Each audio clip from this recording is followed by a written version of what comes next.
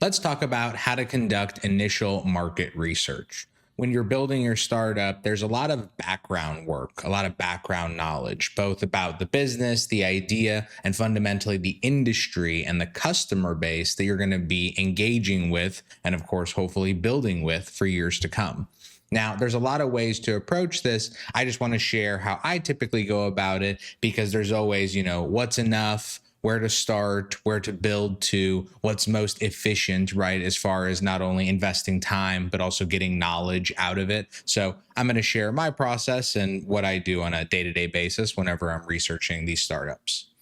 So first, let's just talk a little bit about why it matters, because if you don't appreciate that, it becomes hard to justify doing a good job with it, understandably so. So first, now this is both a mindset and meant literally. Doing market research is not about just running a survey to who you think may want your product. This is how you survive, right? Because if you understand what you're building and who you're building it for, you can make a better sale. You can engage your audience more. You can do things that actually progress your business in a much more efficient way. This is saving you months, potentially years of issues and annoyance and wondering why didn't it work or why didn't it work quick enough or why did this take so long to learn? It's because a lot of that time wasn't invested in the early days, and that's when it's most necessary. Next, you want to get real data. We don't want to get just gut feelings or opinions. And what that effectively means is you're going to come into this with a whole bunch of opinions, assumptions. There's going to be things that you think or intuitively know are correct. But the truth is, if you don't prove it, both by finding other kind of supporting evidence, but also going and validating it yourself, you're going to miss a lot of context. You're going to miss a lot of knowledge, and you're not going to be able to either build your business efficiently or pitch it efficiently and effectively, because you're going to be missing that confidence that comes with really knowing what you're talking about, having done the work yourself. Now, our primary goals, again, why does this matter? One, we want to validate demand, making sure that, hey, if we're going to take the time to go build a whole venture in this world, is there demand for it? Is the industry looking for it? Are our customers looking for it, or the people who we think are going to be our customers? Next, we want to identify early adopter leads. This is a super critical piece that a lot of founders, they just overlook because they're so excited about the customer that comes when they have $1 million in revenue that they forget that the customer that gets them to that million might look completely different, might be buying something completely different in terms of the perspective that they're coming at it from. So thinking through not only what industry, what market, these, big macro, areas, who wants me there, but more specifically in this niche, in this early adopter, who wants me the most, the fastest, the soonest, and will pay the most for it? Who can I tap into early to get momentum to actually get to later? It's one of those, you don't want to try and jump from customer 1 to customer 100. You want to go 1, 2, 3, 4, 5. That's actually more efficient, and it's ultimately how you have to go anyway. Next, define the problem and customer clearly. Now, this is really important. Again, you'll hear me say this 100 times, but I need you to get it. And if you approach things like this, I promise it's going to help you manage the day-to-day work and expectations so much easier. This is all a theory. This is all something that we're going to be testing. So when I say define, it kind of should be in brackets, like define meaning like guess, meaning write what you think you know. That's a kind of a better framework for thinking about it. So one, what problem are you solving? And this is use your language to describe it your way. What is the problem for the customer that your solution or your product or your offering or your whatever, what is it that it solves? Can you name it specifically? And if it's multiple things, great. List out the 5 things. And then is there a way to summarize those 5 things in one sentence? It could be that you have to go test all 5 of those individually to see which the customer resonates with, or it could be that maybe a macro assumption or summary of the 5 core problems. They have problems A, B, C, and D, but that can be best summarized by inefficient CRM and sales, blah, blah, blah, blah, blah. It's like, great. Now you have a way of saying it succinctly, and you have all the supporting bullets to actually, substantiate it. Who exactly are you helping? This is again who your customer is. If you don't know who you think is actually going to not only use but buy your product, how can you talk to them? How can you engage with them? How can you sell to them, right? Eventually they have to buy it, right? Whether it's a random consumer who's an 18 to 25-year-old man, or it's a small business based in the Southeast working in manufacturing. It's like, you have to get specific, not only on the type of person or the type of business, but who within it, right? Is it men in Arizona? Is it small business owners who are the senior project manager, or they're the CFO, or they're the CTO? Notice you're starting to think through more of the specifics of, okay, a business may have a problem, but an individual within the business is tasked with owning that problem or has the responsibility of finding a solution. Maybe they are who I should start with. Remember, who you help today is not who you will help tomorrow. At a minimum, the same customers that you're helping today, even if they stick with you 3 years from now, more than likely their needs and your offerings are going to change and evolve. And that's great. But what you need right now is momentum. Every founder wants flexibility and wants, 5 different revenue streams and wants all these big, big, amazing things. And I want those for them too. But more than that, I want them to have one thing that works, because if that one thing doesn't work, well, then we have a whole bunch of dreams that never become anything. And what we need to do today is find the one problem, the one customer, and that one customer that's an early adopter that will come in today, not the customer that wants to buy from us 18 months from now. They are not helpful today. Even if the lead gen process and, oh, but Aaron, this could be a great big deal. It's like, great, we'll give it 5% attention. But the other 95% should be focused on people we can make money off of and engage with today. Because what are we going to do? Just wait 18 months for this to ripen? And then guess what? It ends up blowing up 16 months in. This is a very common occurrence. So we want to build momentum. That's a huge, huge focus.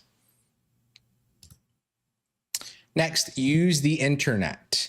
Ingest industry news. What does this mean? This means absorb everything. Read the headlines, read the articles, read the recent reports, read the looking back on 2024, read the looking ahead 2025 and 2026. But inundate yourself with information about your space, because one, you don't know what you don't know. And what if you learn something really interesting? But the other side is, remember, you're trying to build in this space and establish yourself as a professional, someone with credentials, someone with knowledge, with the right to be there. Well, if you can solve a big chunk of that, especially like the knowledge and confidence part, by just reading things online, like that's a huge lift and a huge value that only requires time and a little bit of attention. And even then, if you don't understand something, you can hand it to the GPTs and have them explain it to you easier and use analogies that make sense to you. Like, being ignorant about your business, your industry, your customer is a choice in 2025 startup land. That's just the way it is. You may not know how to use the tools, or it may not come intuitively to you which tools to use to solve, X, Y, and Z problem, but hopefully that's where I come in and I'm able to give you a little bit of guidance.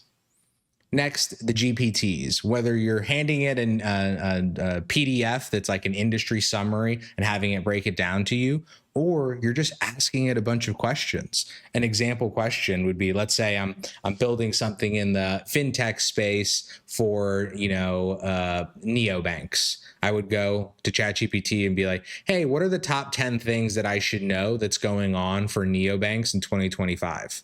And then it would give me 10 things. And then I'd ask follow-ups. And then I'd ask, how big is the banking industry? What are the big banking startups? What's big here? When's the big conference? Who are the big names? I would just ask it over and over and over. And by the time 2, 3, 4, 5 hours was done, I would come off as an expert if I went to an industry event. Because they'd be like, oh, he knows this and knows that. And it's also fresh. You can quick reference things. But you can see how all this information and knowledge that can be used to get sales, that can be used to get beta users, that can be used to actually progress your business, it's free. Or, if you want to, get luxurious, you can spend the $20 a month or whatever it is to get the premium version. And then you can go crazy and upload 100 things. Like, I'm always uploading stuff and having it break it down or analyze it. It's a good tool, but you have to get familiar with it and learn how to learn from it. Because once you do, really limitless potential on that side. Now, reading Google headlines and articles is actually different than industry news, right? In a perfect world, industry news is industry news, meaning it's the industry reports, it's the professionals, it's the PhDs or the big institutions or governing bodies that are speaking on it. Google headlines, that's just the media, right? That's just popular news. That's just kind of what's hip in the headline space today. But that's still important. That's important to know because what is going on? And let's say you're working on an athletic business and you go talk to someone that's in that business and like an investor. And on the front page of Google 2 days ago, some big, really relevant business similar to yours or, catty corner to yours in some capacity raised a bunch of money and you don't know about it. Now, is it the worst thing that you don't know about it? No. But would you come off better to that investor if you did know about it? Absolutely. Step 3, identify assumptions and all your hypotheses. Now, an important kind of acceptance piece to this is that you are making assumptions. And the way to think about it is anything that hasn't been proven basically directly by you, unless it's some like random scientific fact that you're leaning on because you're building a health tech startup or whatever. But if you can be the one to validate it, you need to be the one to validate it. We don't want to rely on, customers have this demand. No, we want you to go talk to customers and I want you to hear it from them in their own words to the degree that it's actually real. A lot of people, especially if you're building in the B2B business, you're an industry expert, right? You have a problem in the space and you've come up with a solution for that problem. So you have a pretty high degree of confidence that it's going to work or there is demand. But even in that space, there are 1,000 little nuances on everything from implementation to onboarding to little features you didn't think of that really are helpful because the organization that you got all your learnings from is actually a little different than organizations across the United States or across the world. Like there are so many unknown unknowns that I find this is a process of efficiently understanding all of the assumptions that you're making, finding good ways to test them efficiently and effectively, and then running through those tests. It's one of those, we don't want to create a bunch of work just to do work. We want to create work that helps us validate that the work that we're doing today and want to do in the future is valuable, is meaningful, is in demand. So let's talk about some of the biggest assumptions that I tend to see that I think are really worth vetting, validating, trying to find a way to see if they're real. One is use. That people will use it, right? Remember, most people don't want to do most things. They don't want to start a new thing. They don't want a new app. They don't want a new thing on their homepage. They don't want a new system in their business. They just want to make money. They just want to live their day peacefully and, have an exciting Friday. They don't want any of these extra things. So you have to make sure that, remember, you're assuming that they're going to use it. And you're assuming that the audience you're assuming, right? We assume this is for senior vice presidents. Okay, you're assuming A, that senior vice presidents are going to use it, and B, that senior vice presidents are the right audience. You could be wrong about both of those things. Payment. Payment is everything from 1, will they pay for it, to 2, how will they pay for it? Meaning, is this a SaaS where we're going to charge a monthly fee? Is this something where we charge a commission or we charge like a percentage fee based off usage? There's lots of different ways that you could charge, and maybe only one of them works, or maybe one of them works 100x better than the rest. But you don't know that because you're just assuming, we obviously should charge like this. Why is that so obvious? Why would you discount your own opportunities by going with something that's an assumption versus something that's a fact? Doesn't seem prudent. Price. Sometimes something is seen as very cheap. We're going to sell this for $10, but then you realize how inelastic the price is. And you're like, we can charge $20, $50, $100 for this. And we're not going to face any demand issues. We're still going to be growing, getting demand and doing all these things. Great. But the inverse can also be true. We're going to charge them 10% commission and that shouldn't be an issue. And then you go try and talk to 10 customers and you go, hey, wait a minute. They only want to pay 3% commission because we didn't realize that was a market rate and blah, blah, blah. It's like, yep, more assumptions, more things that needed to be learned or Googled or chat GPT'd, whatever. and value. Value is not only will they find it valuable, right? Like, oh, this is super helpful. We'd love to use your thing or buy your thing.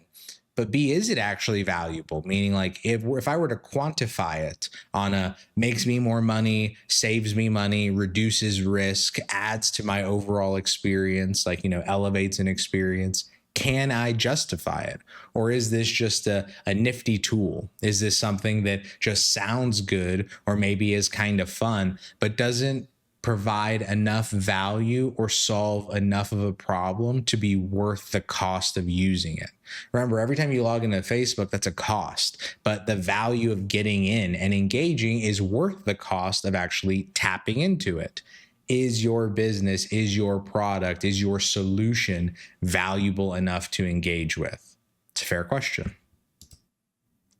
Welcome to business, aka science. I found that over the years of advising and building all these businesses, when I made the connection that it's not about being right, it's about being more right. It's about finding times that you're wrong or think that you're right and discovering that you're wrong. And no matter where you are in any of those or 100 other situations that sound similar, finding a way to progress, to go from a 1 out of 5 to a 2 out of 5, from a 2 out of 5 to a 3 out of 5, to incrementally progress. And then, of course, ideally progress in the places that add the most value.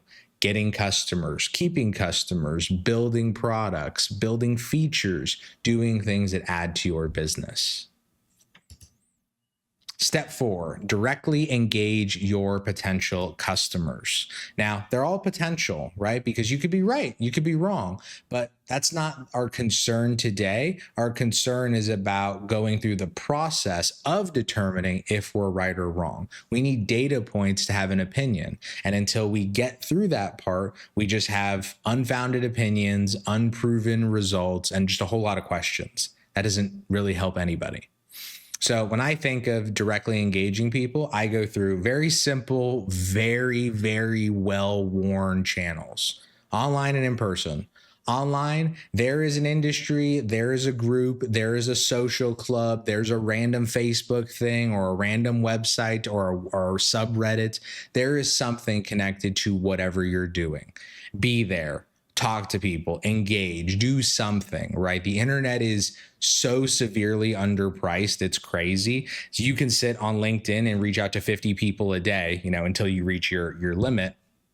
But you can go on Reddit and reach out to 100, right? There's infinite people online. And I'm not saying your hit rate's going to be 100%, but even if it's 1%, okay, you need to have 10 conversations. All right, go talk to a bunch of people. And guess what? 10 will pop out pretty quick, and then you can progress. Doesn't matter if you had to talk to the 1,000 first. It matters that you got through the 10, and now you get to move forward.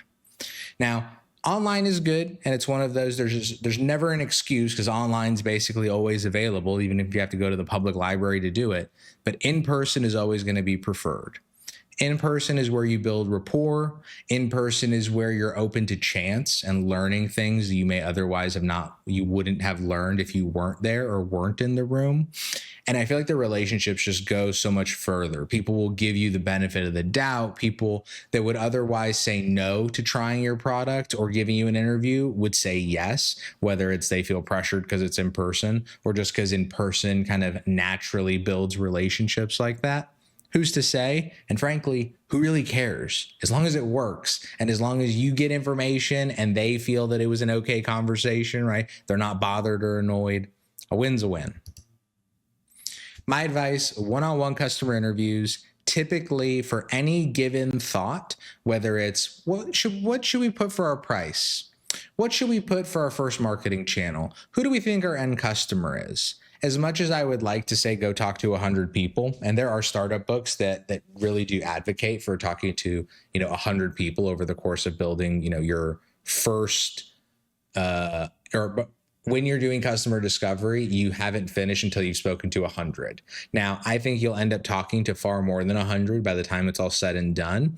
But I think batches of 10 to 20 are pretty good because it gives you enough to bite into where you can actually have some good conversations and compare. But it's hard to really sit there and review in detail the learnings of 100 people. It's easier in my experience to do it in batches of 10, where it's like, hey, let's go talk to people about pricing. Let's go talk to people about the problem. Let's go talk to people about the value. Now we're learning things and we're giving ourselves more focus. And even if we're not 100% right, I find that you get more progress and you're more right doing that than you are otherwise, to put it frankly. The other piece to this is a landing page. Now, depending on how much you think you know about your business, depending on how good your marketing skill set is, your copywriting skill set, you might be in a position to create a website, right? Create a little landing page and have people visit or have people check it out during the conversation or share it with people to get feedback. If you know enough and are competent enough and comfortable enough, in Wix or Squarespace or anything else, you should create one, because I like to have more things for people to react to than less. Like, I wouldn't go create a whole sales page or a sales deck, but I would create a 1 or 2 page website just to kind of put some language out there and see what they react to. This can be valuable. Would I let it stop me? No. Meaning, if I couldn't read, right? If I couldn't do the actual bare minimum to create a web page, I would go out there and have one-on-one conversations anyway, because learning is more important than learning well, if that makes sense. Like, you got to get out there, even if you're slightly under-resourced. Here is the last little golden nugget on this piece. Guide the conversation, but focus on their focus. Meaning, you walk in there, let's say we're talking about the problem, and I walk in and go, oh yeah, tell me about, your experience with this part of your job. And they start telling me about it, but then they dial in on one area of it and be like, oh yeah, this part in particular is so annoying. It's this filing area. We have to do all this filing and categorization, and these two systems don't talk to each other. Like, it's so annoying.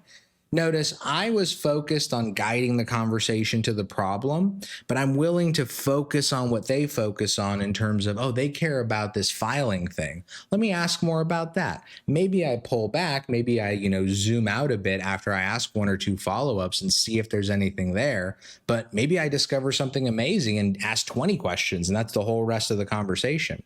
Maybe I realize, there's not so much, and I zoom us back out and go, besides filing, what are the other issues you run into? But notice I'm being open. I can't predict what they're going to say, but I can ask questions in such a way that I'm open to good answers, to better answers, to answers that can teach you something and inform you on the customer, on the business, on the experience. Step 5, asking the right questions. So now let's talk about some of the questions that you can go into these interviews with, and some that I'd lean into, some that I would definitely avoid, and how you can kind of navigate this a bit better.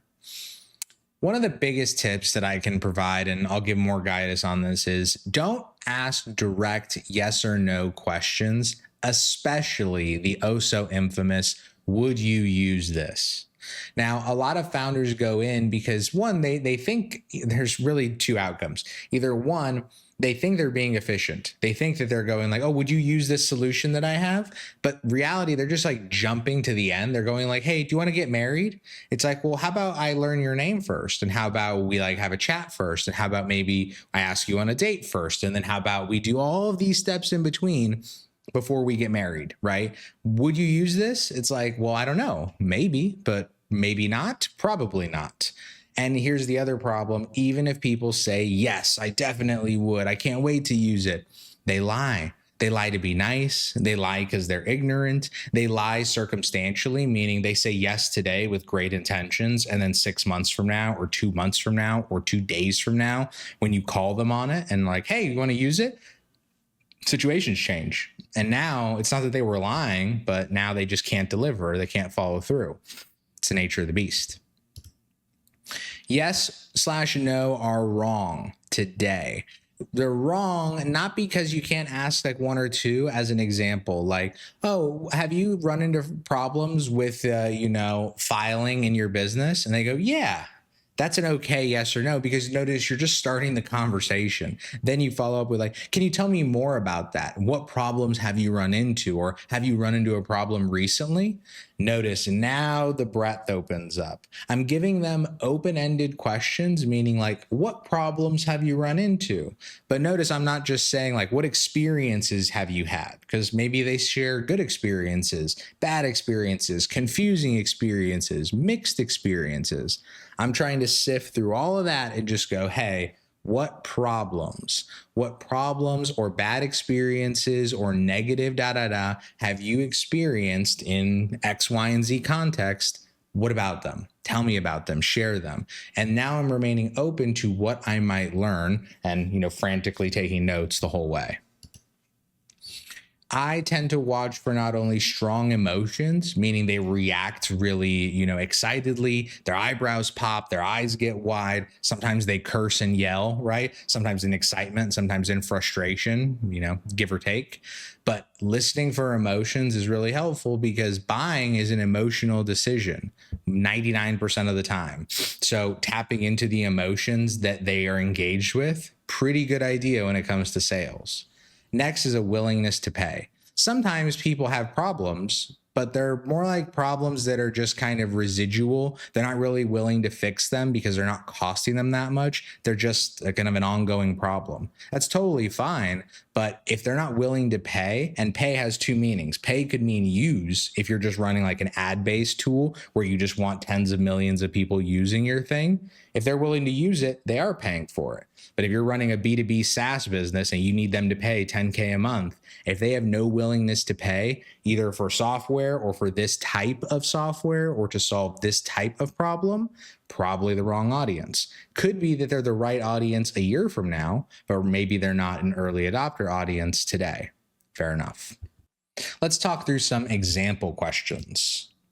Can you tell me about your experience with X? So let's say I was solving an issue for a payment processor. I'd be like, can you tell me or someone is having payment processing issues and I think I'm going to create a payment processor or add some nuance to the payment processing industry to make it better. I'd be like, and I was talking to some store owner.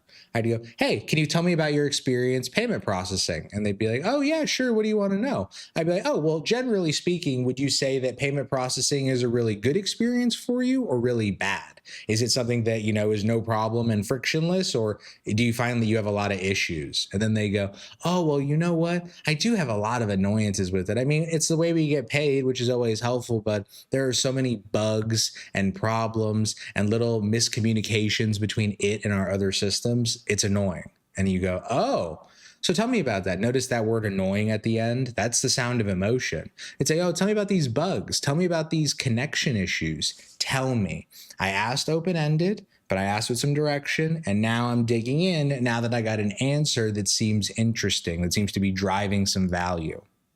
Why is this a problem? Sometimes it's a problem because it's frustrating. Now, this is helpful to know not only because you can use that language to go sell them, but it's also good to know because a frustrating problem is one thing. Maybe the customer really cares about removing those types of problems.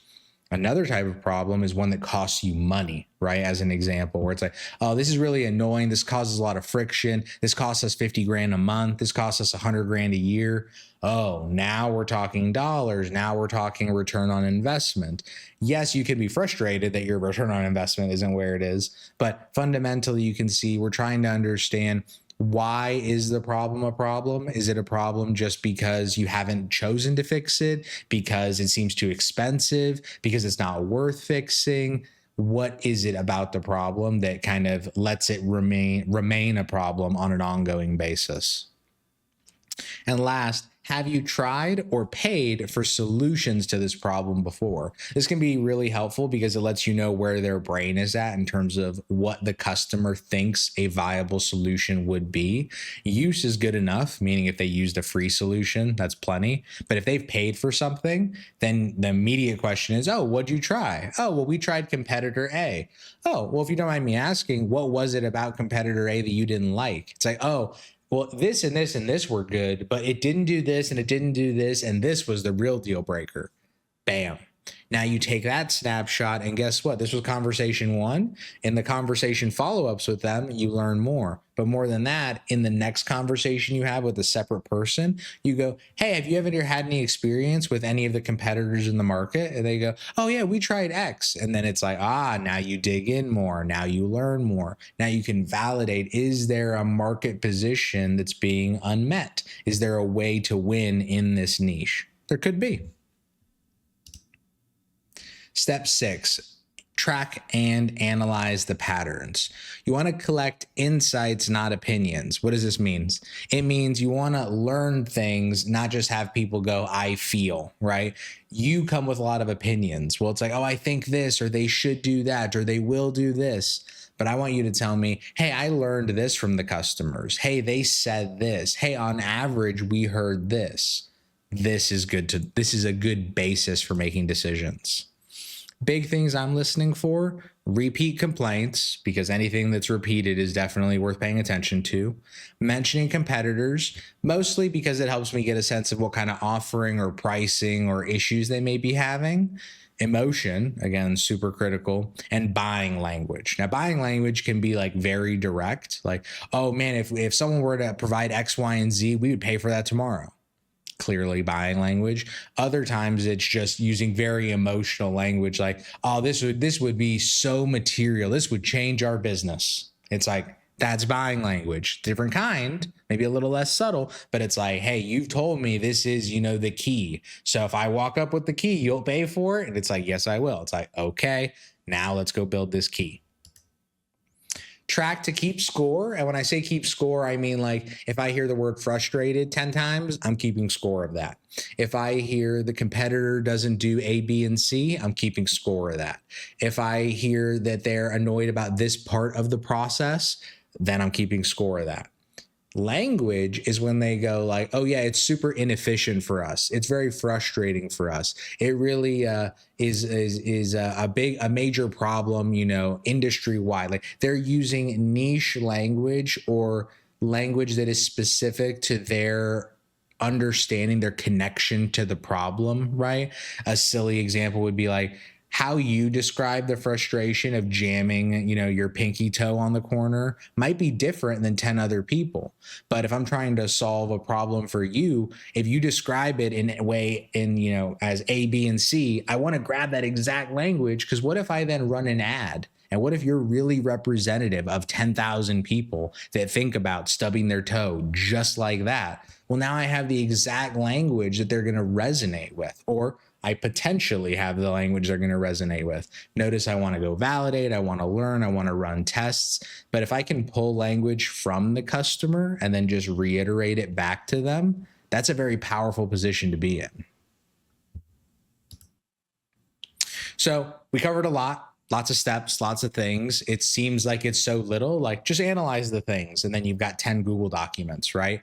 But fundamentally, market research is one of those. The more you put into it, the more you're going to get out of it. Not that you need to sit in, behind a chair and read ChatGPT for 30 hours a day. It's not that kind of party. It's much more, can you do the 5, 10, 15 hours of core work to get a sense of what's there to learn online? Just getting started, right? Plenty more hours where that comes from, but to get started. And then can you get out in the field? Can you start having conversations? Can you start building relationships with people that might teach you something, might be a beta user? Hell, they might become an investor depending on who you talk to and how much money they have in the bank. For all of these reasons and so much more, I really want to encourage you to dive headfirst into this market research and get everything you can out of it.